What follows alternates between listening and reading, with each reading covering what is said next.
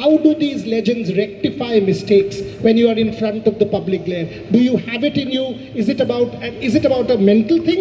Is it about skill? How do they negotiate, and do you still reckon that there's game left in these legends?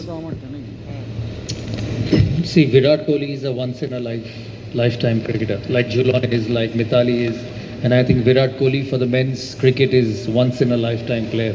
To score 80 international hundreds in a career is something unbelievable. For me, he's probably the greatest white ball player the world has seen.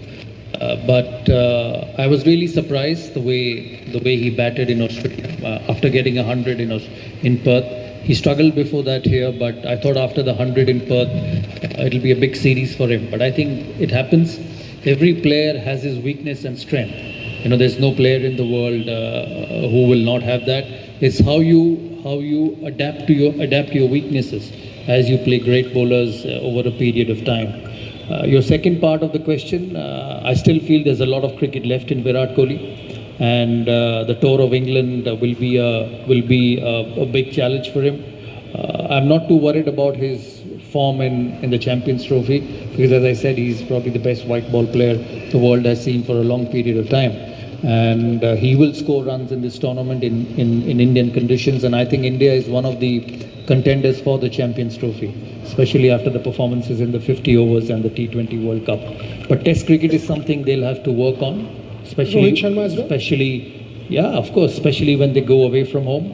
Rohit Sharma in white ball cricket is phenomenal, and you will see a different Rohit Sharma once the Champions Trophy starts. And as I said, they will be one of the contenders for the tournament. But come the red ball and come the seaming, swinging pitches, they'll have to bat a bit better than what they have done. I've always said that if you score 350 to 400 runs on first innings of Test matches away from home, you get yourself in a position to win Test matches.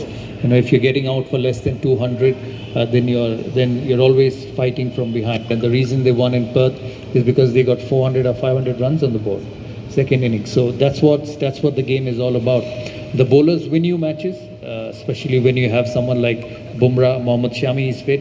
It's so happy to see him fit, because I think he is probably the best after Bumrah in the country. Do you want to see Shami in red ball cricket? Yeah, absolutely. Why not? And as I said, he's as good as anybody in the world. So Shami and Bumrah bowling at two ends is different than Bumrah bowling from one end. So as much as Shami is important for Bumrah is important for Shami, because they keep pressure on both ends in Test cricket, where you have to bowl 20-25 overs. I wish Mohammad keeps fit. And it was good to see him. He's looking slim and fit and strong. I know he'll be a bit nervous because he's playing cricket after a long time, especially with a knee injury. But the good thing is that he bowled a lot for Bengal in the domestic cricket, which is going to help him in the games to come. And as I said, India will be a contender for this tournament.